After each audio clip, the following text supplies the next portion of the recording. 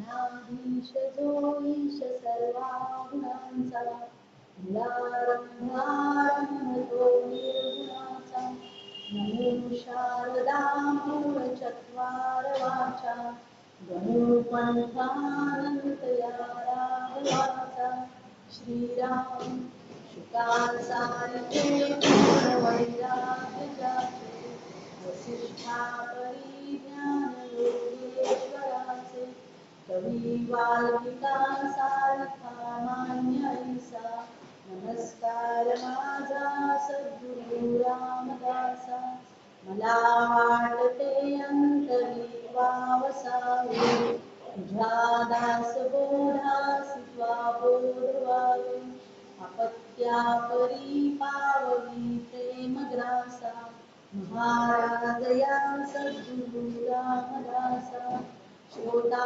वक्ता श्रीराम समर्थ जय जय रघुवीर समर्थ। आज सत्संगात जमलेल्या सर्व श्रोत्यांच्या हृदयस्थ परमेश्वराला आत्मा नमस्ते। आपण 21 समास म्हणजे जुना दासबोध हा ग्रंथ पाहतो आणि तो पाहता पाहता आज आपला 21वा समास सुरू आहे, म्हणजे ह्या ग्रंथाचा शेवटचा समास।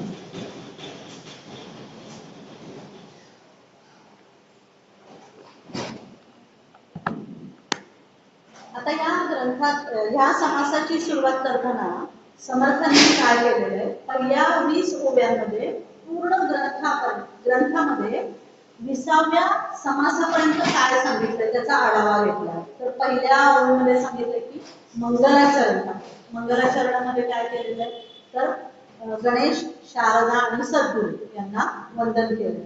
नंतर राघवाची मानस पूजा सांगितलेली आपण पाहिलेलं आहे ते दुसऱ्या समासात। नंतर श्रोता आणि वक्ता यांची लक्षणं सांगितलेली आहेत आणि महत्वाचं सूत्र त्याच्यामध्ये सांगितलेलं आहे की श्रवणासाठी सद्बुद्धी लागते। सद्बुद्धी असेल तरच श्रवण घडतं, नाहीतर नुसतं ऐकणं घडतं। नळी फुंकली सोनारे इकडून तिकडे गेले वारे, अशा पद्धतीचं ते श्रवण न होता ऐकणं होतं। नंतर सद्गुरूंची वर्णन, सद्गुरूंचं लक्षण सांगितलं आणि सद्गुरू कोणाला म्हणायचं, जवळजवळ 13 लक्षणं सांगितली आहेत आणि ही ज्या माणसाकडे आहे किंवा मनुष्याकडे आहे त्याला सद्गुरू म्हणायचं। त्यातलं एक जरी लक्षण नसलं तरी ते सद्गुरू नव्हे असं समर्थांनी सांगितलेलं आहे। त्याच्यानंतर सत्शिष्य लक्षण सांगितलं, म्हणजे सद्गुरू जसं लक्षण सांगितलेली आहे तशी सत्शिष्य होण्यासाठी काय लक्षण आहे हे पण सांगितलेलं आहे। त्याच्यानंतर वैराग्य सांगितलेलं आहे। वैराग्यामध्ये समर्थ सांगतात की हा जो संसार आहे हा सगळा नाशवंत आहे, नश्वर आहे, हे त्यांनी त्या ओव्यांमध्ये वर्णन केलेलं आहे। नंतर सगुण ध्यानात सांगितलेलं आहे। सगुण ध्यानामध्ये त्यांनी सांगितलेलं आहे की देहाभिमान कसा असतो आणि तो देहाभिमान नित्य आहे आणि तो तोडण्यासाठी सगुण ध्यानाची किंवा सगुण भक्तीची गरज असते। या समासात सुद्धा परत समर्थ तेच सांगतात। त्याच्यानंतर पुढचं सांगितलं की आत्मनिवेदन म्हणजे पूर्ण शरणागती, स्थूळ चंचल आणि पूर्ण शरणागती निश्चल असं जे आत्मनिवेदन आहे त्याबद्दल त्या समासामध्ये व्यवस्थित सांगितलेलं आहे। आणि त्याचा उपयोग काय आहे तर संशय जे आहेत ना मनातले ते तुटतात आणि स्वानंद प्रकट होतो। म्हणजे ते आपण जे पाहिलं स्थूल सूक्ष्म आणि चंचल हे जे आत्मनिवेदन आहे त्याच्यामधून काय होतं तर सगळे संशय तुटतात, कारण गुरु बद्दलची शरणागती निर्माण होते। त्यामुळे स्थूलातून सूक्ष्मातून हळूहळू सगळे संशय तुटून जातात। मग पुढचा समास सांगितला तो निराभिमान शांती। जेव्हा संपूर्ण शरणागती येते तेव्हा आपोआप शांतता येते, त्याला म्हणतात निराभिमान शांती। तर आपल्या मनामध्ये शांतता का नसते तर अनेक शंकांनी धुमाकूळ घातलेला असतो। आपण 1 मिनिट डोळे मिटले तरी आपल्या मनामध्ये असंख्य विचार येत असतात। ते कशामुळे येत असतात तर आपण डोळे मिटून शांत बसल्यामुळे चित्त ढवळलं जातं आणि चित्तामध्ये काय असतात अनेक जन्माजन्मीचे संस्कार असतात आणि शांत बसायची सवय नसते मनाला आणि इतकं शांत बसल्यावर ते ढवळून सगळे विचार आपल्या चित्तातून बाहेर येतात। म्हणून मग काय होतं की ते जे ते हे दिसतंय ते दिसतंय हे समोर येतंय याचा विचार येतो. मग हे सगळे विचार सोडून देणे, त्यामध्ये येणारे संशय अनेक आहेत, आपण त्या समासामध्ये अतिशय व्यवस्थित पाहिलेले आहेत. आणि मग त्या सगळ्या शंका या सद्गुरूंना कृपेने शरणागत झाल्याने सगळ्या निघून जातात आणि मग एक शांतता शिष्याला मिळते, हे त्या समासामध्ये सांगितले. नंतर अनेक विविध शिकवण नावाचा एक समास आहे, त्याच्यामध्ये अनेक गोष्टी समर्थांनी शिष्याला सांगितले की हे करायला पाहिजे ते करायला पाहिजे. आणि मग हे सगळं झाल्यावर शिष्य समाधानी झालेला आहे त्या 10व्या समासापर्यंत. म्हणजे निम्न समर्थांनी शिष्याला बोटाला धरून आणलेलं आहे. आपण हा पाहिला आहे की हा साधना काळात रचलेला दासबोध आहे, म्हणून याला जुना दासबोध म्हणतात. ही दासबोधाची पहिली आवृत्ती आहे आणि याच्यामध्ये पूर्ण तत्वज्ञान आहे, पूर्ण अध्यात्माचं कथन आहे. आणि नंतर समर्थ टाकळीला गोमाय मारुती स्थापन करून उद्धव या शिष्याला उपासना त्याची करायला सांगितलं. तो मागे लागला होता की मी पण भारत भ्रमणाला येतो तुमच्याबरोबर म्हणून. मग त्याला तर न्यायचं नव्हतं, तो छोटा होता. मग त्याला तो गोमाय मारुती स्थापन केला टाकळीला आणि त्याला सांगितलं की मी परत येईपर्यंत याची उपासना कर. आणि तशी त्यांनी ती उपासना केली आणि समर्थ भारत भ्रमणाला गेले. म्हणजे या कालावधीमध्ये हा रचलेला आहे. म्हणजे 12 वय वर्ष 12 ते वय वर्ष 24 या कालावधीमध्ये समर्थांचं हे वय, त्याच्यामध्ये या दासबोधाची निर्मिती झालेली आहे. त्यामुळे यातले सगळे विषय जर पाहिलेत ना तर ते सगळे आध्यात्मिक आहेत. त्यामुळे आपल्याला हे विषय दिसतात. नंतर प्रारब्ध आणि प्रयत्नवादीच होते समर्थ. आणि प्रारब्धाला समर्थांच्या मध्ये 10% महत्व. प्रारब्धाला महत्व आहे पण 10%. आणि प्रारब्धावर मात करता येते, कारण प्रयत्नाला 90% समर्थांच्या मते महत्व. म्हणून समर्थ म्हणतात ना, प्रयत्न वाळूचे कण रगडिता तेलही गळे. त्यामुळे पुढचा तो जो समास आहे त्याच्यामध्ये स्वधर्माचरण सांगितलेलं आहे. आणि स्वधर्माचरण म्हणजेच प्रयत्न आणि ती प्रारब्धावर मात करण्याचा तो प्रयत्न आहे. त्याच्यानंतर संत स्तवनाचा आहे. संत स्तवन म्हणजे काय? तर संत म्हणजे कोण? तर चालतं बोलतं ईश्वर तत्व ब्रह्मतत्व आहे. चालतं बोलतो, आपल्याला दिसतं, आपण पाहतो आणि त्यांचं स्तवन केलं, त्यांची स्तुती केली, त्यांच्या सहवासात राहिलं तर त्याचा आपल्याला किती उपयोग होतो या सगळ्याचं वर्णन समर्थांनी संत स्तवनात सांगितलेलं आहे. आता मग हे सगळं झाल्यानंतर मीपणाचं निर्मूलन. मीपणा 2 आहेत त्या समासात आपण पाहिलेलं आहे. मी पण समर्थांच्या त्या 20 ओव्यांचा आधार घेऊन थोडासा आढावा घेते, कारण आज हा संपणार आहे समास, हे 21 समास. त्यामुळे मग मीपणाचं निर्मूलन म्हणजे काय? तर 2 मीपणा पाहिलेले आहेत, एक खरा मीपणा आणि एक खोटा मीपणा. आपल्याला समजण्यासाठी आपण खरा खोटा असं म्हटलेलं आहे. खरा मीपणा म्हणजे आत्मबुद्धी आणि खोटा मीपणा म्हणजे देहबुद्धी. आणि या आत्मबुद्धीला पण एक सूक्ष्म असतो ना मीपणा, तो मीपणा आहे. आणि या समासात समर्थ सांगतात की हे दोन्ही मीपणा टाकायला पाहिजे, तरच समाधान मिळणार आहे. आपण पाहणार आहोत काय. आणि मग ह्या मीपणाचं निर्मूलन झालं की पूर्ण समाधान मिळतं. आणि मग नंतर 15वा समास जो आहे, खूप छान समास आहे, रघुनाथ चरित्र. त्याच्यामध्ये समर्थांनी त्यांचा जो श्रीराम जय राम जय जय राम हा 13 अक्षराचा जो मंत्र आहे तो सगळ्यांसाठी खुला केलेला आहे. आणि त्याच्यावर आपण खूप सविस्तरपणे पाहिलेलं आहे की तो मंत्र जपून किंवा कुठलंही नाम जपून आपल्यामध्ये कसं बदल होतो. आणि आपण त्यामध्ये उदाहरण घेतलं होतं की हनुमंतांनी तुलसीदासांना त्या जपाचं महत्व कसं समजून सांगितलेलं आहे. अशा पद्धतीने आपण तो समास पाहिलेला आहे. आणि त्यामध्ये समर्थांनी सांगितलेलं आहे की जो काही तुमचा जप आहे तो नित्य नेमाने करायला पाहिजे. आज एक माळ केली, उद्या गॅप घेतली, परवा 3 माळ केल्या, काय उपयोग नाही. एक माळ करा पण नित्य नेमाने करा. सुरुवातीला जाईल मग आपण त्या समासात खूप सविस्तर चर्चा केलेली आहे. त्याच्यानंतर गुरु शिष्य संवाद आहे. म्हणजे तो जो समास आहे त्याच्यामध्ये गुरु शिष्य म्हणजे श्रीराम आणि समर्थ आणि समर्थ आणि आपल्यासारखे बद्ध शिष्य असा तो संवाद आहे. अनेक प्रश्नांना उत्तर देत तो समास आपण पाहिलेला आहे. नंतर दृश्याचा उच्छेद म्हणजे मायेचा उच्छेद ह्यामध्ये पाहिलेला आपण. माया म्हणजे काय, मायेला कसं ओलांडायचं, मायेचाच आधार घेऊन मायेला ओलांडायचं, हे समर्थांनी सांगितलेलं आहे. पुन्हा या समासात सुद्धा तेच आपण पाहणार आहोत. त्याच्यानंतर एकांकार निरसन म्हणजे अहंकाराचं निरसन. अहंकार, अहम म्हणजे अहम म्हणजे त्या अहममुळेच आपण त्या स्वस्वरूपापासून वेगळं होतो. तो जो अहम आहे म्हणजे देहबुद्धीचा जो अहम आहे त्याचं निरसन, अहंकाराचं निरसन. माऊलींनी सांगितलंय ना, अहंकार किंवा सगळेच संत आपल्याला सांगतात की अहंकार जो आहे ना तोच मनुष्याला मी करता असं म्हणायला भाग पाडतो आणि आपल्या स्वस्वरूपापासून तो दूर जातो. म्हणजे पुन्हा तो मायेच्या ज्या मायेला काय समर्थाने म्हणलेलं आहे, चेटकिळी म्हटलेलं आहे, आपण खूप व्यवस्थित पाहिलेलं आहे की तिच्या त्या ह्याच्यामध्ये शिष्य आहे किंवा एक जीव आहे तो असा घुटमळत जातो. त्याचं निरसन करायचं. मग ते कसं करायचं हे समर्थांनी शिष्याला समजून सांगितलेलं आहे. मग परत सत्संग महिमा सांगितलेला म्हणजे स्तवन, संत स्तवन तर सांगितलेलंच केलेलंच आहे. कारण संत म्हणजे काय आपण पाहिलं की चालतं बोलतं ब्रह्मस्वरूप आहे. फक्त ते देहात आहेत म्हणून आपण त्यांना म्हणतो की ते मनुष्य रूपात आहेत, पण ते प्रत्यक्ष ब्रह्मस्वरूप कारण त्यांचं अनुसंधान कायम परब्रह्माशी आहे.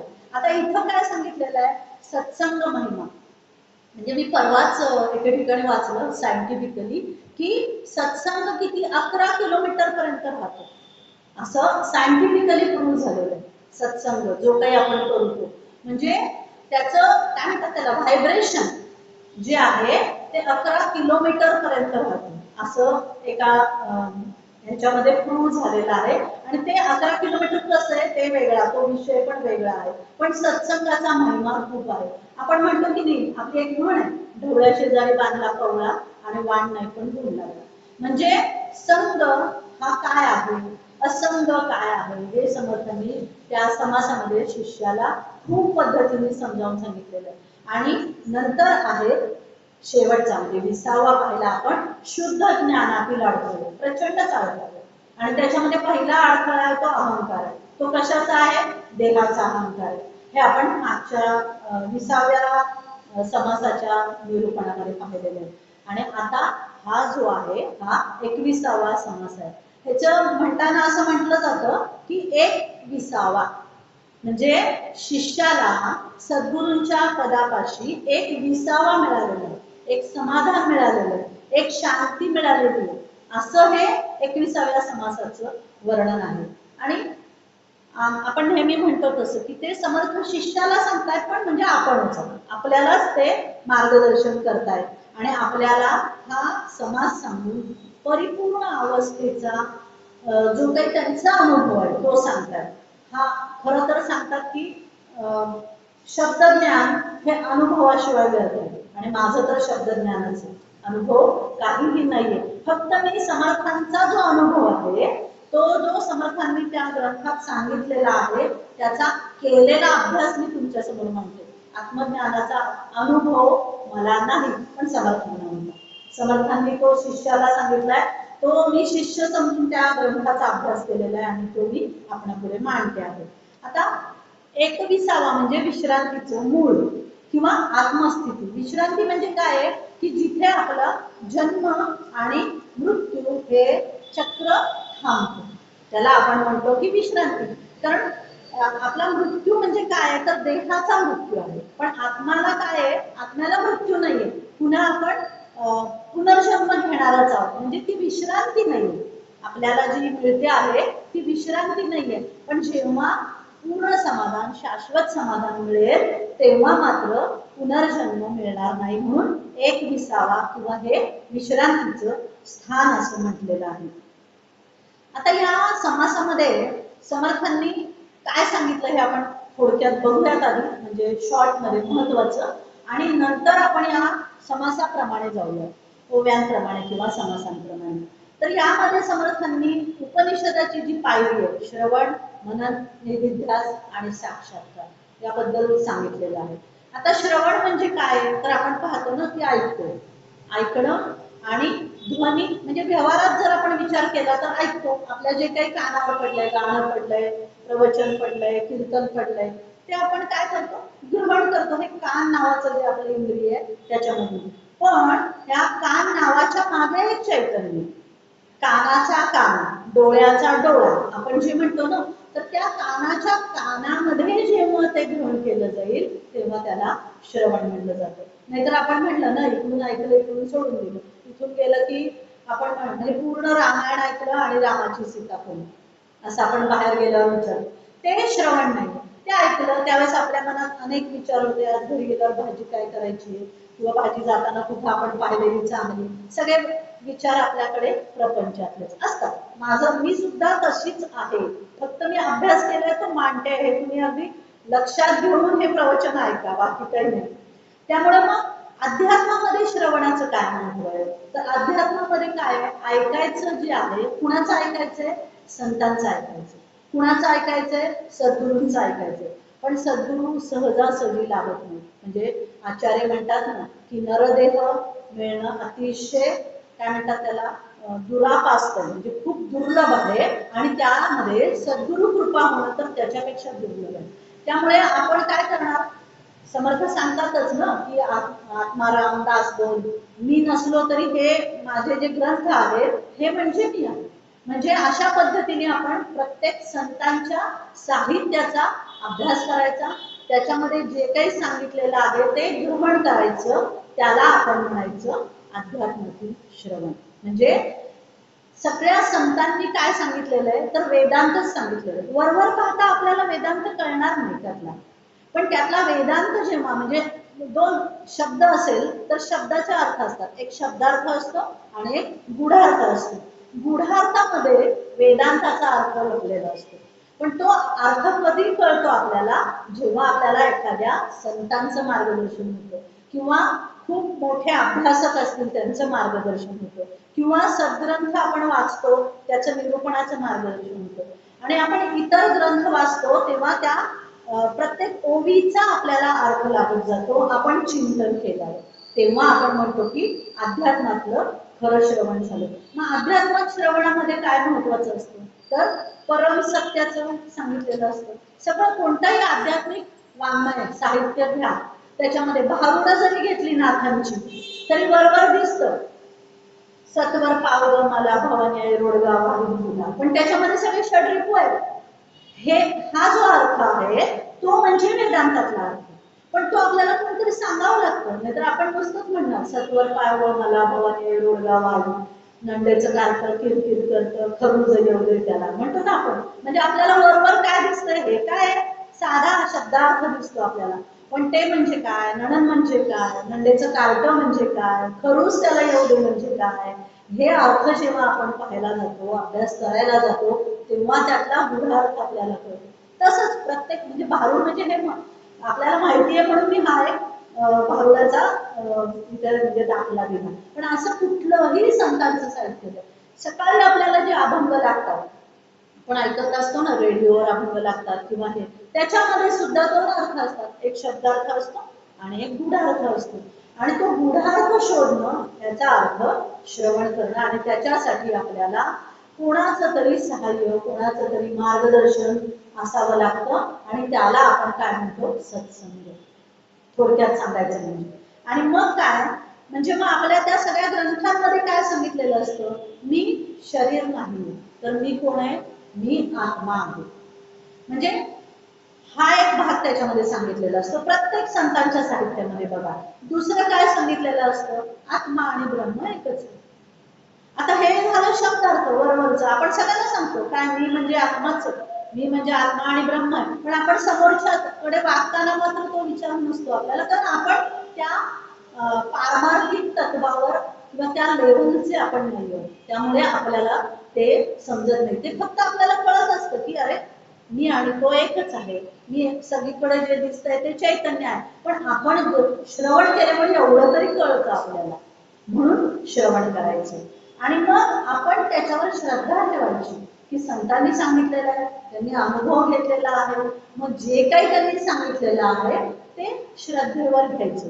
आणि खूप वैज्ञानिक असतील तर एक संशय निवारण म्हणून यंत्र, म्हणजे तुम्हाला कोणाला माहिती म्हणून पाहिजे असेल वैज्ञानिक दृष्टीने तासून घ्यायचं असेल की जे संतांनी सांगितलेलं आहे ते योग्य आहे की नाही, तर त्या संशय निवारण यंत्राचा अनुभव घ्या, त्याच्यामध्ये आपल्याला कळेल की हे सगळं सांगितलेलं सत्य आहे, आणि ते सगळं त्यांच्या आत्मा म्हणजे अनुभवाचे, स्वानुभवाचे ते बोल आहे. आणि मग ते सत्य ज्ञान ऐकत ऐकत काय होतं, आपण हळूहळू त्याच्यावर विचार करतो आणि मग ते सगळं ज्ञान आपण अंतःकरणामध्ये ग्रहण करतो।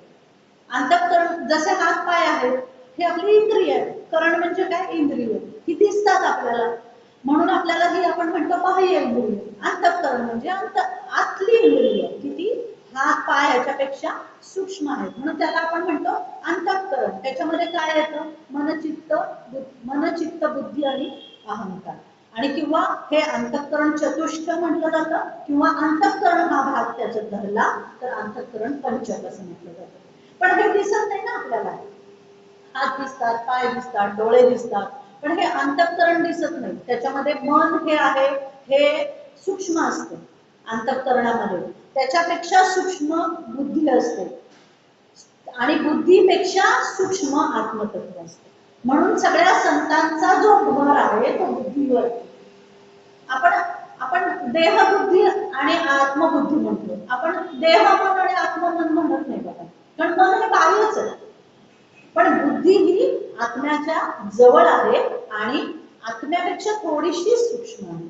त्यामुळे आपल्याला सगळे संत जो आपल्याला मार्गदर्शन करतात ते काय सांगतात, बुद्धीचा वापर करा। कोणत्याही प्राण्याला बुद्धी नाहीये, फक्त मनुष्याला बुद्धी आहे, म्हणून मनुष्य हा वेगळा आहे। आणि म्हणून समर्थांना किंवा सगळ्या संतांना असं वाटतं की ह्या मनुष्याने हा नरदेह वाया घालवू नये, आणि त्याच्यासाठी एवढे 20 समाज समर्थांनी सांगितलेले की आत्मज्ञान प्राप्त करण्यासाठी हे शिष्या तुला हे सगळे अडथळे आहेत आणि याच्यावर तू सगळ्या अडथळ्यांवर मात केलीस तर तू आत्मतत्वापर्यंत पोहोचशील आणि तुला मोक्ष प्राप्त होईल, म्हणजे तुला पुन्हा जन्म मरण हे चक्र प्राप्त होणार नाही।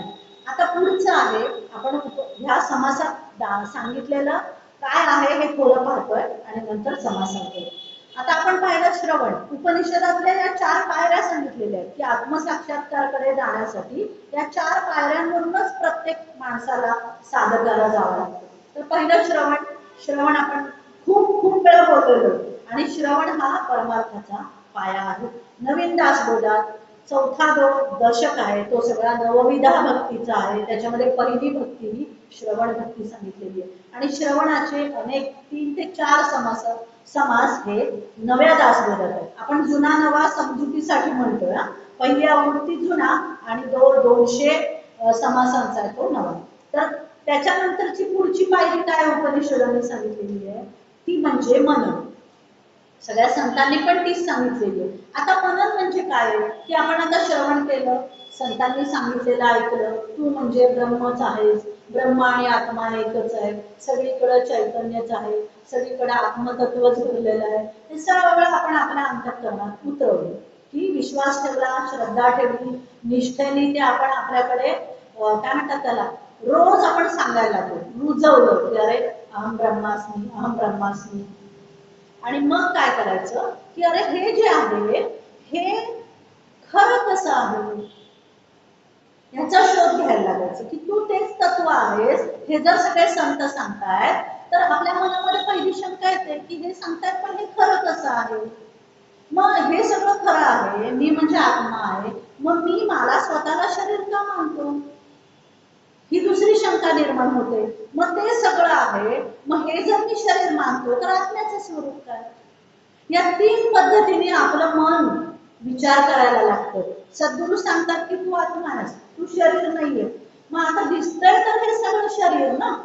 मग समर्थांनी सांगितलेलं आहे शिष्याला की जरी हे देह दिसत असला तुला स्थूल सूक्ष्म, तू 4 देहा पलीकडचा आहेस, स्थूल सूक्ष्म कारण आणि महाकारण, या 4 देहा पलीकडे जे तुझं आत्मस्वरूप आहे ते म्हणजे तू आहेस, फक्त तू ते विसरलेला आहेस। समर्थांच्या योगमानामध्ये पण खूप छान, स्फुट काव्यामध्ये योगमान म्हणून एक काव्य आहे, खूप सुंदर आहे, ह्याच्यावरच आहे की तू चुकलेला आहेस, त्यामुळे तू स्वतःचं स्वरूप विसरलेला आहेस आणि म्हणून तुला ती सगळी दुःख भोगावी लागतात। खूप सुंदर ते आहे, जाऊ त्याच्यावर बोलायला तर आपला विषय आधीच उशीर झालाय। दुसरं म्हणजे मनन। मग मननावर काय करायचं की सद्गुरू सांगतायत हे खरं आहे का, दिसतोय तर देह, मग परत काय करायचं की हा देह जरी असला तरी आपल्या अंतःकरणात आपण काय केलेलं आहे की हा देह असला तरी ही देहबुद्धी आहे, हा देहाचा अहंकार आहे, मी करता हा देह नसून माझ्या बघा आपण झोपलेलो असलो तर आपली अवयव चालत नाही, समर्थांनी हेच समजावून सांगितलेलं की आपले काही हात पाय चालत नाही पण आपल्याला स्वप्न पडत असतं, म्हणजे आपलं जे अंतःकरण आहे मन वगैरे आहे ते काम कार्यरत असतं पण आपण झोपलेलो असतो, मग हा देह काय, हा देह म्हणजे शरीर काहीच करत नाही ना, मग मन करतं का तर मन पण नाही, काही कालावधीने सुषुप्तीमध्ये जेव्हा जातो तेव्हा मन पण काम करत नाही, मग कोण पाहतो पण ते इतकी गाढ झोप लागली आहे उठल्यानंतर मी आपण म्हणतो की वा काय गाढ झोप लागली होती फ्रेश वाटते असं, ते कुणाला वाटतं, असा जेव्हा श्रवणातून आपण विचार करायला लागू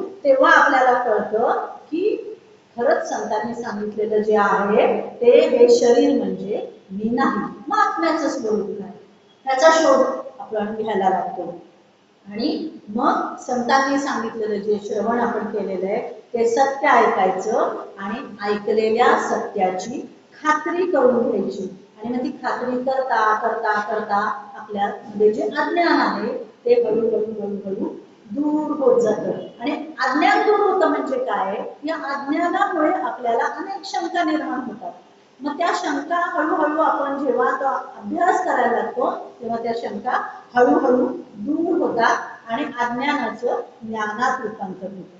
मग आता पुढची पायरी आहे, श्रवण झालं, मनन झालं, आता निदिध्यासन.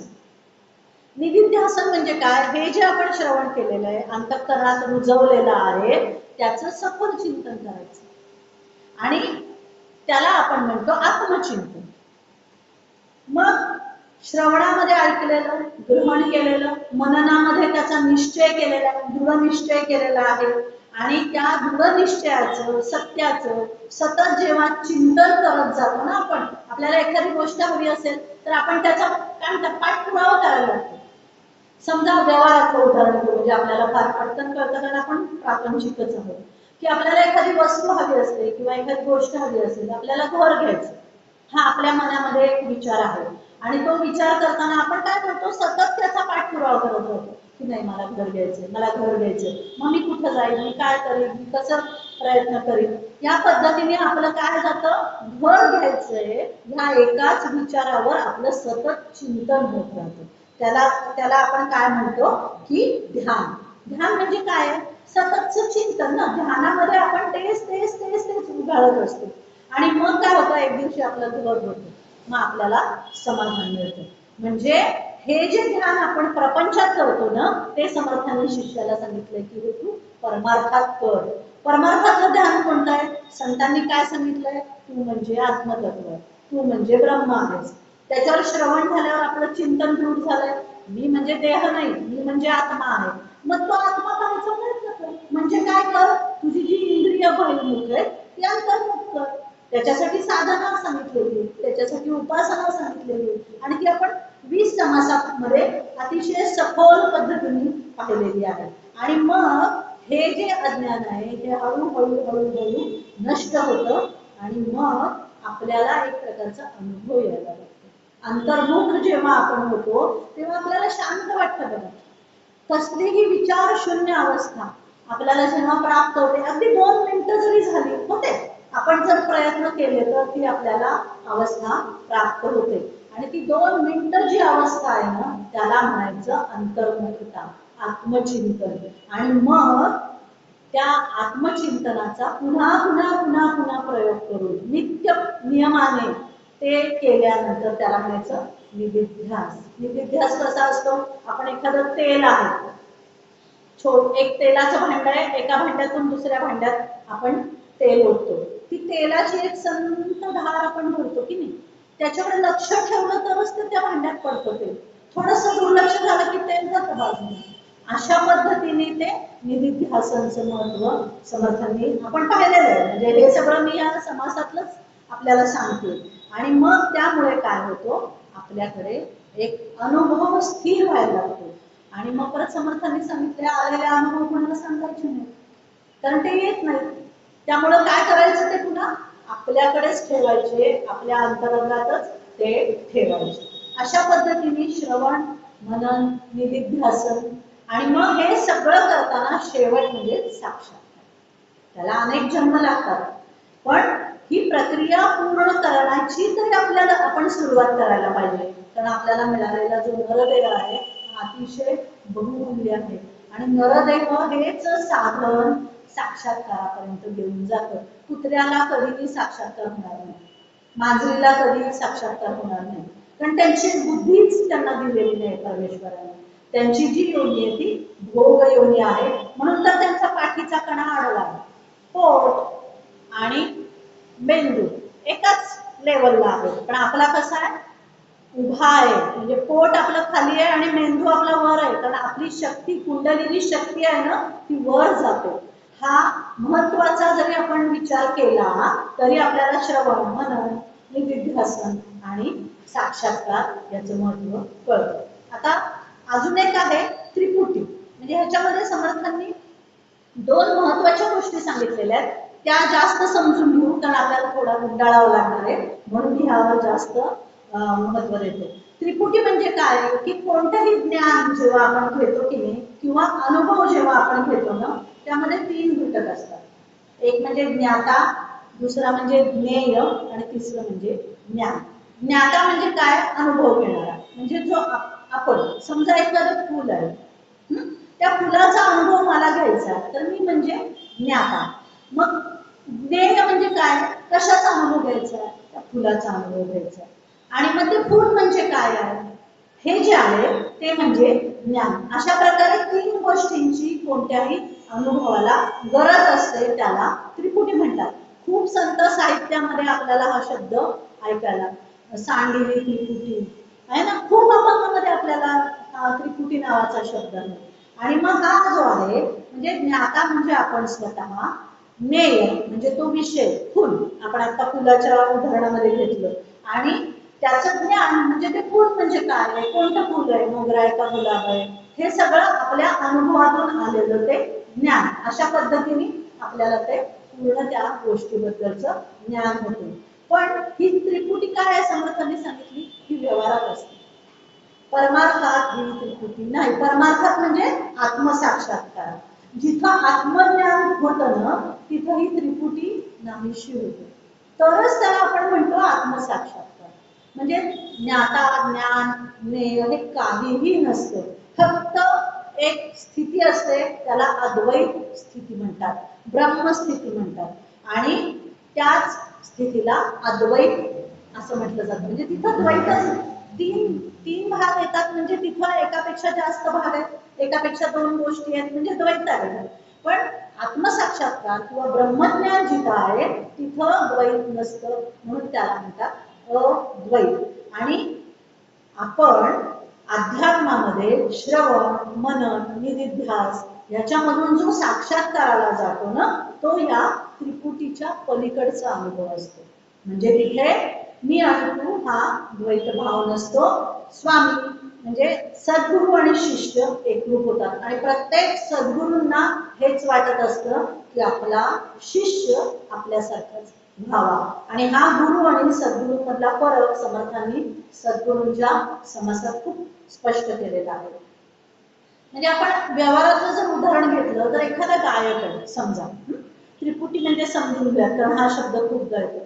एखादा गायक आहे तो अतिशय तल्लीनतेने गातो, तर ते गाण्याचा प्रवाह चालू असतो पण तो हरवलेला असतो.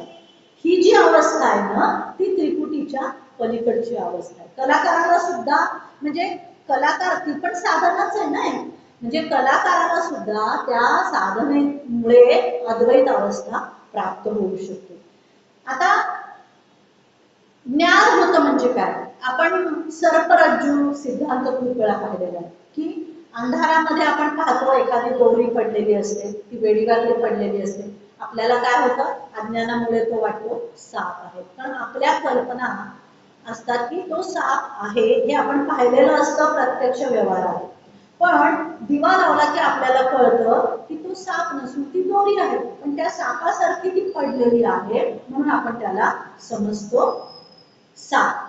म्हणून ज्ञान आणि अज्ञान याच्या पलीकडची जी अवस्था आहे, म्हणजे या अद्वैत अवस्थेमध्ये ज्ञानही नसतं अज्ञानही नसतं खरा मी पण नसतो, खोटा मी पण नसतो, कारण ज्ञानाचा पण एक मीपणा असतो, सूक्ष्म अहंकार की मी ज्ञानी आहे, हा पण नसतो अद्वैत अवस्थेमध्ये.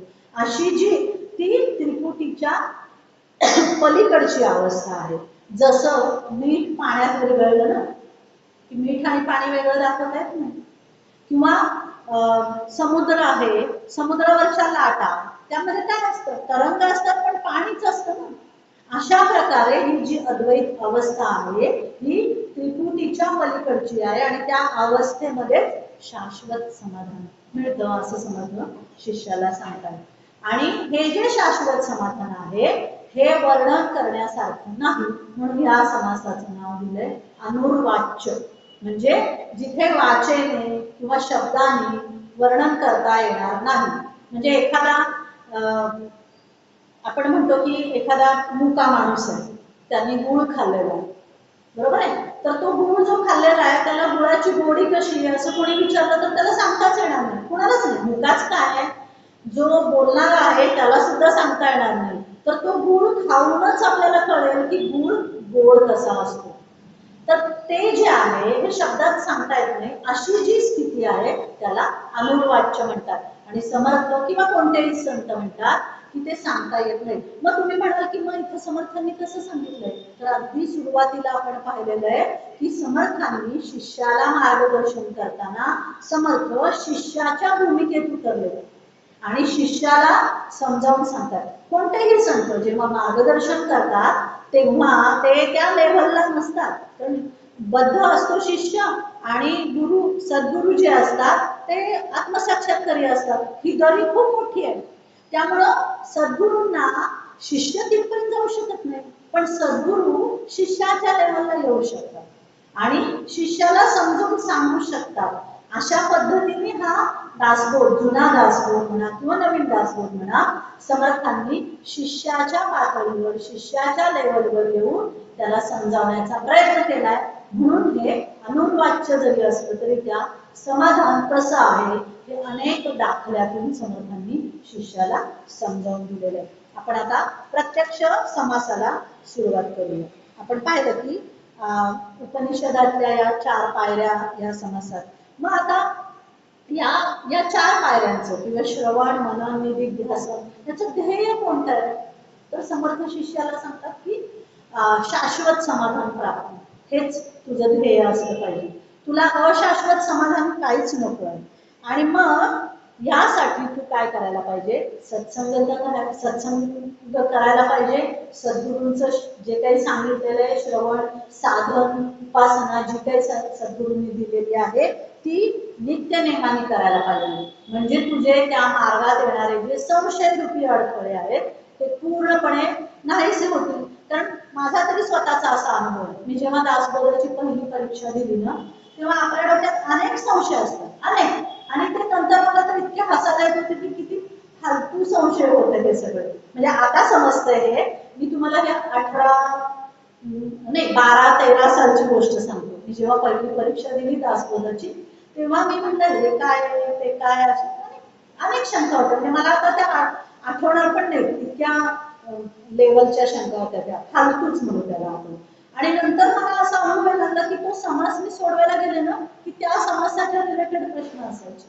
हे कसं आहे, तुमची श्रद्धा असेल ना तर ते तुम्हाला प्रश्न करून बघा किंवा तुम्ही तुमचा अनुभव घ्या. मला तर हा परोपरी अनुभव येतो हा की तुमच्या संशयाचा पूर्णपणे निरसन करण्याच्या दृष्टीने त्या समासामध्ये किंवा त्या निरूपणामध्ये प्रश्न येतो आणि मग तुम्ही त्या पद्धतीने वाचायला जाता.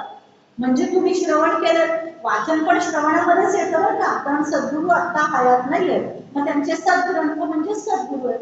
आणि मग ते साहित्य जेव्हा आपण वाचायला लागतो ना तेव्हा आपल्याला कळतशी किती फालतू शंका होती आणि आपला संशय दूर होतो. अशा शंका दूर होत होत आपल्याला ज्ञानप्राप्ती होते. आत्मज्ञान प्राप्ती माहिती नाही कोणत्या जन्मात होणार आहे, पण इथपर्यंत तरी आपली लेवल आलेली आहे असं म्हणायला हरकत नाही. हा सत्संगाचा महिमा आहे. त्यामुळे मुख्य ध्येय कोणतं असलं पाहिजे शिष्याला समर्थांनी सांगितलेलं आहे, कारण हा पूर्ण आध्यात्मिक ग्रंथ आहे. त्यामुळं शाश्वत समाधान हेच तुझं ध्येय असलं पाहिजे आणि या ध्येयासाठी तू तू सगळी साधना नित्य नेमाने करायला पाहिजे, जे जे मी सांग असं अक्षरशः हाताला धरून नेले. कारण समर्थांच्या समोर त्यांचा 10 वर्षाचा शिष्य उद्धव पहिला पहिला शिष्य जो येतो, आणि समर्थांचं वय किती 12 ते 24. म्हणजे काय ना, बाकी समर्थांचे शिष्य नंतर झाले, हे उद्धव गोस्वामी समोर, उद्धव स्वामी जे आहेत ते समोर घेऊन समर्थांनी त्याला मार्गदर्शन केले. म्हणजे किती लहान लेवलला, किती लो लेवलला सद्गुरू येतात आणि आपल्या शिष्याला मार्गदर्शन करतात. प्रत्येक समासामध्ये आपल्याला तो अनुभव आपण घेतलेला आहे. म्हणजे समर्थ सांगतात की ते दृष्टांत देऊन की तुम्ही आता वाराणसीत पोहोचलेला आहात. एका समासात समर्थांनी सांगितलेलं आहे बघा की संशय काय कसा काम करतो, की सगळे निघालेले आहेत वाराणसीला जायला, आणि वाराणसीला जायला जायला निघालेले असतात, तर जवळच गाव आल्यावर एक शिष्य विचारतो, जो चाललेला असतो वाराणसीला, तो विचारतो की हीच का वाराणसी? त्या गावातल्या लोकांना वाटतं वा वाराणसी म्हणतात आपल्या गावाला, हीच वाराणसी म्हणतात. तो म्हणतो हीच वाराणसी. बाकीच्यांना म्हणतो कशाला पुढे जात आहे वाराणसीला? ते म्हणतात ही वाराणसी नाही आहे, वाराणसी आपल्याला अजून खूप पुढे नेणार आहे. तो म्हणतो तुम्ही जा पुढे, मी राहतो. संपला, तो गेला त्या मार्गातून दूर. म्हणून समर्थ शिष्याला या समासामध्ये सांगतायत की हीच वाराणसी आहे, हे तू दृढ ठेव. हीच वाराणसी म्हणजे काय? वाराणसीमध्ये मृत्यू आला की आपल्याला म्हणतो ना आपण की मोक्ष प्राप्त होतो, आणि आपलं ध्येय समर्थांनी शिष्याला काय सांगितलेलं आहे? शाश्वत समाधान. मग तू त्या मार्गावर आलेस, म्हणजे हीच वाराणसी म्हणजे सद्गुरू जे सांगतायत ना, तोच तुझा बरोबर मार्ग आहे, ह्याच्यावर तुझा पूर्ण विश्वास ठेव, कुठपर्यंत? मृत्यू येईपर्यंत, म्हणजे हा देह संपेपर्यंत. म्हणून हा दृष्टांत दिलेला आहे. आणि मग तुझा संशय पूर्णपणे निघून जाईल आणि तुला आत्मसाक्षात्काराचा, म्हणजे इतका तुझा विश्वास तुझ्या सद्गुरूंवर असायला पाहिजे, संतांवर असायला पाहिजे. आणि मग हळूहळू असा विश्वास ठेवशील तर तुझं जे मी पण आहे त्याचं निरसन होईल आणि त्याचं रूपांतर समाधानात होईल. समाधान म्हणजे काय? आपण त्रिपुटी काय आहे ती पाहिली, त्यामुळं अद्वैत अवस्था आहे काय पाहिली. आता अनिर्वाच्य म्हटलेलं आहे, मग शब्दात सांगितलेलं आहे. का बरं शब्दात सांगितलेलं आहे? शिष्य मायेतच आहे ना, शिष्य काही अद्वैतात नाहीये, मग त्याला मायेत आहे तर मायेतच सांगायला पाहिजे. म्हणून समर्थांनी त्या लेवलला येऊन मायेत म्हणजे शब्दांचा आधार घेऊन त्याला सांगितलेलं आहे, पण मायेचाच आधार घेऊन तुला पलीकडे जायचं हे पण यात सांगितलेलं आहे. मग शब्द काय? आता खूप वेळा ब्रह्म कसं आहे हे सांगण्यासाठी खम ब्रह्म म्हणजे आकाशाचा दृष्टांत दिला जातो. म्हणजे ब्रह्म हे आकाशासारखं.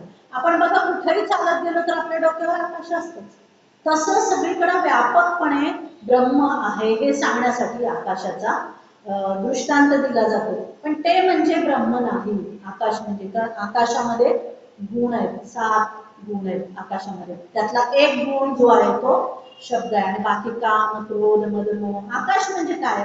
स्पेस, बरोबर आहे. आता आपल्या शरीरामध्ये बऱ्याच ठिकाणी अवकाश असतो की नाही, वायूमध्ये आकाश, पंचमहाभूतांनी शरीर बनलेलं आहे आपलं. मग जिथं जिथं जिथं जिथं स्पेस आहे तिथे तिथे आपण जेव्हा व्यवहारात वागतो तेव्हा आपलं काहीतरी आपल्या मनाविरुद्ध झालं की संपलं, त्या आकाशामध्ये आला क्रोध आणि सुरू झाले आपले सगळे क्रोध लोभ मोह मद मत्सर षड्रिपू हे सगळे सुरू. म्हणून आकाशामध्ये ते गुण आहेत. तो गुण ब्रह्मस्वरूपात नाही, कारण ब्रह्मस्वरूप हे निर्गुण आहे. मग आकाशाचा 7 गुणांपैकी शब्द हा एक गुण आहे. आणि मग त्या आकाशाचा त्या शब्दगुणाचा उपयोग करून मायेमध्ये असलेल्या शिष्याला सद्गुरू समजून सांगतात की अरे तू मायेतच आहेस, आणि ही माया सगळी नाशवंत आहे. कशी आहे हे आपण पाहिलेलं आहे.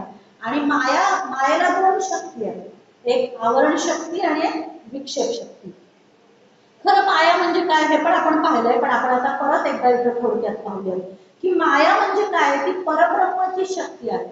मग आपण एक उदाहरण घेतलेलं होतं की एखादा चाकू आहे, बरोबर आहे.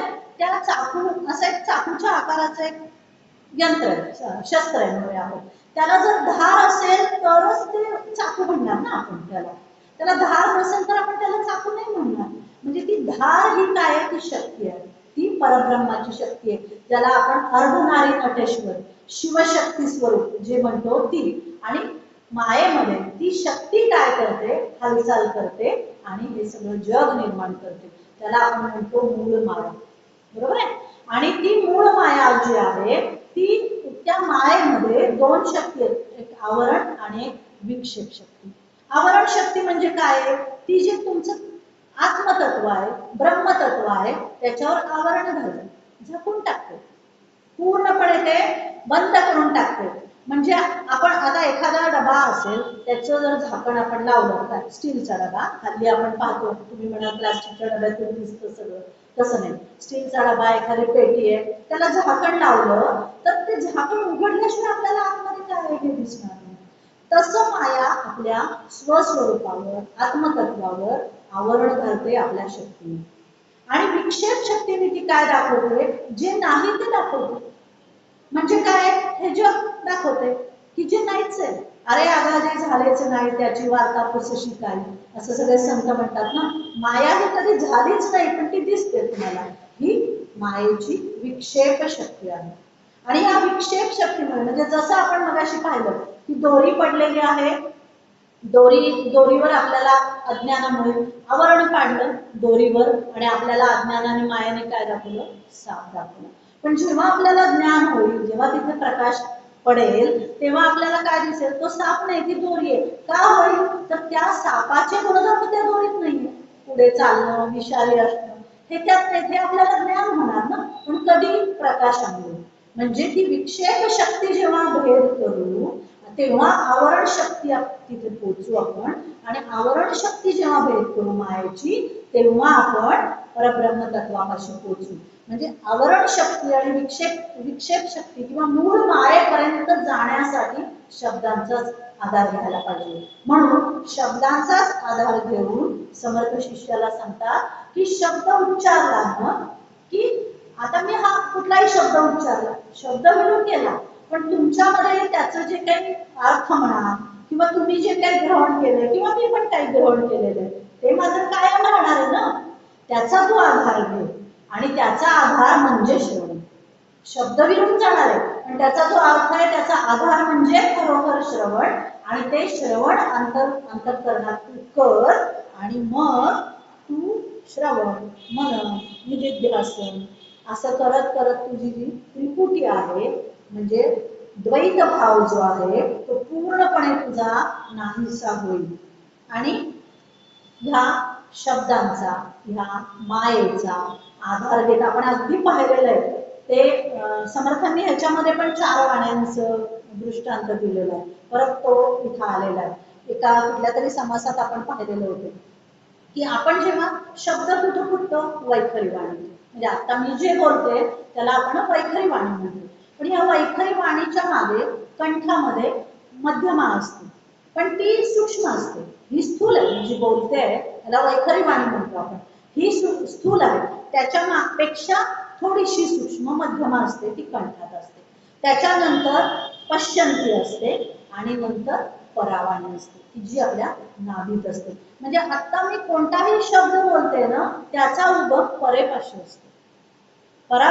परेवाणीपाशी एक तुमच्या शक्ती जागृत होते, आणि एक विचार जागृत होतो, आणि मग तो पश्यंती, मध्यमा, वैखरी असा विचार करत तो वैखरीद्वारे बाहेर पडतो. म्हणजे हा काय झाला, सगळा आपला बाह्य प्रवास झालेला आहे. समर्थ शिष्याला सांगतात की तुला तो अंतर्गत प्रवास करायचा आहे. म्हणजे काय, वैखरीत पहिल्यांदा नाम घे, वैखरीत नाम घेत घेत, म्हणजे एक नाम जप साधनाचं सांगते. उदाहरण म्हणून की वैखरीमध्ये तू नाम घे, मोठ्याने म्हण. वाल्याकोळीने काय केलं, रामपण म्हणता येत नव्हतं त्याला, मरा मरा म्हणता येते. नारद म्हणाले म्हण, मराचा रामरामच होणार आहे परत. आणि त्याने काय केलं, मोठ्या मोठ्याने राम राम राम राम राम राम म्हणायला. आणि मग म्हणता म्हणता काय, मुळामध्ये समर्थांचा विवेकावर प्रचंड जोर आहे. त्या समासात समर्थ ते सांगतात की याच्यासाठी विवेकच गरजेचा आहे. मग वैखरीने मोठ्याने नाम घ्यायचं, किंवा तुम्ही ग्रंथ वाचा, मग त्याच्यावर चिंतन करा. ते कुठे होणार आहे, मध्यमेत होणार आहे. मनातल्या मनात वाचा, अर्थ वाचा. हा नाही, हा दुसरा ग्रंथ वाचा. दुसऱ्यांनी आपल्यापेक्षा आपण ज्यांना ज्ञानी समजतो त्यांनी काय लिहिलंय ते वाचा. कारण आपली बुद्धी नाही काम करत. आता तर AI आलं, AI तर आपल्याला काय वाटतं ते सांगतो. पण सगळंच बरोबर नसतं बरं का एआयचं. एआय मधून आपण बरोबर काय आपल्याला हवंय तेच, पण त्याच्यासाठी आपल्याला कुठेतरी वाचन केलेलं असावं लागतं. त्यामुळे मग तो वैखरीचा हळूहळू जग तुमचा काय होतो, मध्यमेत येतो. मग मध्यमेतून तो हळूहळू हळू काय होतो, पश्चंतीत येतो. आणि पश्चंतीतून मग जपा, जप म्हणून एक समास आहे, त्याच्यामध्ये हे सगळं सांगितलेलं समर्थांनी. आणि मग पश्चंतीमधून तो हळूहळू हळूहळू परेमध्ये चालू होतो. आणि परेच्या पलीकडं परातीत जेव्हा तो, परात म्हणजे आपली परात नाही, परावाणीच्या पलीकडं तेव्हा तो जप जेव्हा चालू होतो तेव्हा आत्मसाक्षात्कार होतो. जनाबाईंची गोष्ट आहे ना ती, हे शेणाच्या गोवऱ्या टाकत असते ती, आणि खूप वाळवलेल्या ढीग रचलेला असतो. परावाणीच्या पलीकडे जपाचं उदाहरण सांगते. आणि मग तो संत कबीर पहा, जनाबाईंचं नाव ऐकून शोधायला येतात जनाबाई जनाबाई. आणि मग नंतर तिथं पाहतात तर त्या एक दोन बायका, सगळे सांगतात तिथं असेल जा, तिथं येतात कबीर. दोन बायका इतक्या भांडत असतात जोर जोरात, ते म्हणतात की जनाबाई कशा अशा भांडतील, असं त्यांना वाटायला लागतं. कबीर संत संत म्हणून ते जनाबाईंना शोधत असतात, पण सगळे सांगतात की नाही तिथंच आहे, जातात कबीर. आणि मग ते विचारतात की भांडण कशावरून चाललंय, तर ती दुसरी सांगते की हा सगळा ढीग जो आहे ना हा माझ्याच डोळ्यांचा आहे, वाळलेल्या थापलेल्या पोल्या वाळलेल्या भरून ठेवलेल्या असतात. आणि मग तर जनाबाई म्हणते की हे खोटं बोलतीये आणि म्हणून मी भांडते तिच्याशी, हा सगळा ढीग माझा आहे. तर कबीर म्हणतात की तुमच्या दोघींचंही मी ऐकलं, तर खरं कशावरून, संशय निवारला कसं करायचं. तर जनाबाई म्हणते प्रत्येक गौरीला कान लावून पहा ना, तुम्हाला त्याच्यामध्ये माझं नामस्मरण ऐकायला. आणि कबीर प्रत्येक गौरीला, वाळलेल्या गौरीला कान लावतात, तर त्याच्यामध्ये नामस्मरण ऐकायला येतो. आणि तो सगळा ढीग जनाबाईंचा असतो. म्हणजे सत्यासाठी जरी भांडत असते, आणि म्हणजे परेच्या पलीकडचं नामस्मरण जे आहे ना, दळिता कांडिता तुझं गाईन अनंता, हे जे आहे हे समर्थ शिष्याला सांगतात की असं जेव्हा तुझं होईल, परेच्या पलीकडे तुझं नामजप किंवा साधना किंवा सद्गुरूंवरचा दृढ विश्वास, तेव्हा तुला तिथे साक्षात्कार होईल. आणि मग हा जो साक्षात्कार आहे त्याला आपण काय म्हणायचं, समाधान. कारण तिथे काय आहे, तर सच्चिदानंद स्वरूप आहे ना, आत्मतत्व ब्रह्मतत्व काय आहे, आपण म्हणतो ना सच्चिदानंद स्वरूप, सतत आनंदमय असणारं ते आपलं स्वस्वरूप आहे. मग आनंदमय आहे तिथे दुःख नसलंय, म्हणजे जे आनंदमय स्वरूप आहे ते समाधानच देणार ना. व्यवहारात सुद्धा आपण पाहूयात ना, आपल्याला काय जे हवंय ते मिळाल्यावर आपल्याला काय थोडा वेळ का होईना समाधान मिळतं की नाही. अरे वा मिळालं, मला फ्लॅट बुक करायचा आहे, मी प्रयत्न केले, फ्लॅट बुक केला, फ्लॅटचं पोझिशन मिळालं, फ्लॅटमध्ये राहायला गेले, किती समाधान होतं आपल्याला. झालं बाबा, आपलं एक स्वप्न होतं, आपला निश्चय होता, तो दृढ केला, त्याच्यासाठी प्रयत्न केले आणि मला फ्लॅटचं पोझिशन मिळालं. एक सेकंदभर काहीतरी एक वर्षभर म्हणून फार तर समाधान असतं की माझं, अरे आता 1 BHK झालं, 2 BHKचं लागतं आपल्याला, 3 BHKचं लागतं. हे जे समाधान आहे हे शाश्वत समाधान नाही, कारण आपण मायेत आहोत आणि मायेमध्ये सुख आणि दुःख दोन्ही आहे. पण जर आत्मसाक्षात्कार झाला तर ते सच्चिदानंद स्वरूप आहे, सच्चित आनंद स्वरूप, सतत युनिव्हर्सल ट्रूथ, अखंड अनादि आहे. आणि आनंदमय जे स्वरूप आहे ते स्वरूप म्हणजे तू स्वतः आहे, असं शिष्याला समर्थ सांगतात. पण आता हे सगळं सांगितलं तर समर्थ सांगतात की त्याच्यासाठी जो का आपुली कुरवंडी ओवाळून परती सांडी, तयासीच वस्तूची जोडी इतरांना घडली. हे समर्थ सांगतात. हे असं इतकं नाही आहे इझी ते मिळणार तुला, कुरवंडी करावी लागेल. म्हणजे काय आहे, शरणागती आत्मनिवेदन भक्ती जी आहे शेवटची ती करावी लागेल. कुरवंडीचा अर्थ काय आहे की एखादी वस्तू वाकवायची, लहान वाक करायची किंवा त्याची घडी करायची. कशाची घडी करायची आहे, देहबुद्धीची घडी करायची आहे. देहबुद्धी म्हणजे काय, मी करता हा भाव त्यागायचा आहे. अवघड आहे बरं का. आपण काही चांगलं मिळालं की म्हणतो नाही नाही मी केलं, आणि वाईट आलं की म्हणतो त्या परमेश्वराने केलं, माझ्याकडे दुःख दिलं. आपणच निवडलेली आहे दुःख. आपण जन्माला येताना आपण ठरवलेलं आहे मला हे प्रायश्चित्त पूर्ण करायचंय, पण दुःख झालं की आपण म्हणतो काय हा भगवंत. माझी आई पण खूप त्रागा करायची कधी कधी, मला आता खूप वेळा आठवलं असं. आणि मी तिला म्हणायची असं कसं त्रागा करतेस तू. ती म्हणायची हो ते भगवान देवाला एवढी सुद्धा दया येत नाही अशी ती म्हणायची. आणि नंतर परत काहीतरी पोथी बिथी वाचायला लागली की म्हणायची नाही नाही माझं चुकलं, ते देवाला उगाचच मी बोल लावले. हे काय होतं विवेक. विवेक बुद्धी तुमची जागृत कधी येते, श्रवण मनन नीट असेल तर. आता सामान्य माणसं आहोत आपण, आपला सुद्धा खूपदा तोल सुटतो की मनाचा, माझा सुद्धा सुटतो बाबा. अगदी इथं बसून मी सांगते की मी जरी हे सांगत असले तरी माझा सुद्धा मनाचा तोल सुटतो, पण आपला तोल सुटून आपण वावत जात नाही. आपल्याला ब्रेक लागतो गाडीला, की अरे सुटलाय आपला तोल, थांबलो. ह्याला म्हणायचं विवेक. समर्थ तेच सांगतायत की तुम्हाला विवेक तुम्ही वापरला तर तुमच्यामध्ये विवेकाने परिवर्तन होणार आहे आणि मग तुम्हाला कोणती मुक्ती प्राप्त होणार आहे, सायुज्य मुक्ती. मुक्ती ऐकलेल्या आहेत ना चार, सलोकता, समीपता, स्वरूपता आणि सायोज्य, या चार प्रकारच्या मुक्ती आहेत. पहिली जी आहे ती सलोकता. या तीन ज्या मुक्ती आहेत ह्या अशाश्वत. म्हणजे सलोकता म्हणजे ज्या देवाची आपण आराधना करू त्या देवाची आराधना केल्यावर आपल्या मृत्यूनंतर आपल्याला त्या लोकांमध्ये स्थान मिळतं. कुठपर्यंत मिळतं, पुण्य आहे तोपर्यंतच. पुण्य संपलं की चला हकालपट्टी, म्हणजे शाश्वत नाही ही मुक्ती. त्याच्यानंतर समीपता म्हणजे त्या देवाच्या जवळ. आपण आता म्हणतो की नाही की हे किती धन्य आहे पुजारी. मी तर त्या शिवथरवेळला जाते की नाही तर ते कंडक्टर ड्रायव्हर एक बस आहे की मी त्यांना नेहमी म्हणते तुम्ही किती पुण्यवान आहात, रोज तुम्हाला समर्थांचा प्रसाद मिळतो. प्रसाद खातात आणि ती गाडी आणतात. समीपता म्हणजे देवाच्या जवळ, किंवा पुजारी असतात, सगळेजण पुजारी नाही होत, पुजारी असतात, ही समीपता. पण ती किती किती वेळ आहे, काहीतरी केलं की हकालपट्टी केली, ड्रायव्हर कंडक्टर बदलला की संपलं, समीपता मुक्ती संपून गेली की नाही त्यांची. अशा पद्धतीने ही सुद्धा शाश्वत नाहीये. स्वरूपता म्हणजे ते स्वरूप प्राप्त होतं. संतांमध्ये काही काही म्हणजे काही काहींना ती सिद्धी प्राप्त होते पण ते त्या सिद्धीत अडकतात. संत स्वरूप प्राप्त होतं, खूप उदाहरण आहेत आपण आता एवढ्या एवढ्यात पाहतोय, पण त्याचा मिसयूज केला जातो. म्हणजे ती स्वरूपता त्या वेळापुरती त्यांच्याकडे आलेली आहे आणि मग काय होतं, काहीतरी गडबड झाली की गेली, शाश्वत नाहीये ती पण मुक्ती.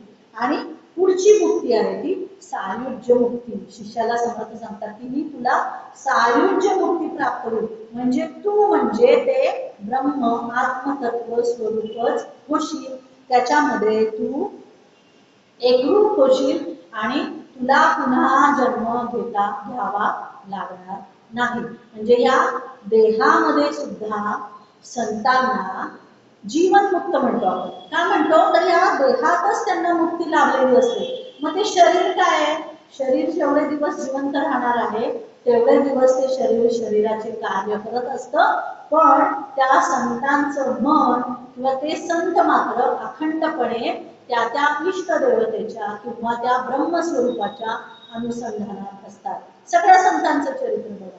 आणि म्हणून तर समर्थ सांगतात की स्वतःचा साक्षात्काराचा अनुभव घ्यायचा असेल तर एकांतात जायचं आणि लोकसंग्रहासाठी लोकांतात यायचं, तेवढं काम करायचं, परत एकांतात जायचं. कारण ही सगळी साधना उपासना एकांतातच करायला लागते. म्हणून समर्थ शिष्याला सांगतात की तू अजन्म आहेस आणि तू त्या स्वप्नात स्वप्न पाहिलेलं आहेस. अजन्म म्हणजे तुला जन्मच नाहीये, तू अनादि अनंत आहेस, पण तू आत्मस्वरूप आहेस. पण तू झोपेत स्वप्न पाहिलेलं आहे आणि त्या स्वप्नामध्ये तू हे पाहिलंस की तुला सद्गुरु कृपा झाली, असं समर्थ शेवटच्या ओव्यामध्ये शिष्याला सांगतात. आणि मग सद्गुरु कृपा झाली, सद्गुरु बोध तू अंतःकरणात रिजवले, म्हणजे तुला पहिली जागृती आली. म्हणजे तू अजन्म आहेस पण तू झोपेत आहेस, अज्ञानी आहेस म्हणून झोप म्हणलेलं आहे. दीर्घ निद्रा असा एक हे शब्द वापरलेला आहे. आणि त्या झोपेत तुला एक स्वप्न पडलं, तुला गुरुकृपा झाली, म्हणजे तुला पहिली जाग आली. आणि मग त्या गुरूंच्या साधनानुसार, गुरुकृपेनुसार श्रवण मनन निधिध्यास केलास की तुला खरं ज्ञान प्राप्त झालं, म्हणजे ती दुसरी जागृती आणि ती खरी जागृती आहे आणि इथं तुला जे समाधान मिळणार आहे ते तुझं शाश्वत समाधान आहे. हे सगळं समर्थांनी शिष्याला मायेत येऊन शब्दात स्वानुभवाचे बोल कथन केलेले आहेत. म्हणून या समासाला अनुर्वाच्य समाधान असं म्हटलेलं आहे. आणि इथे हा 21वा जो 21 समासी जुना दासबोध हा संपलेला आहे. जय जय रघुवीर समर्थ.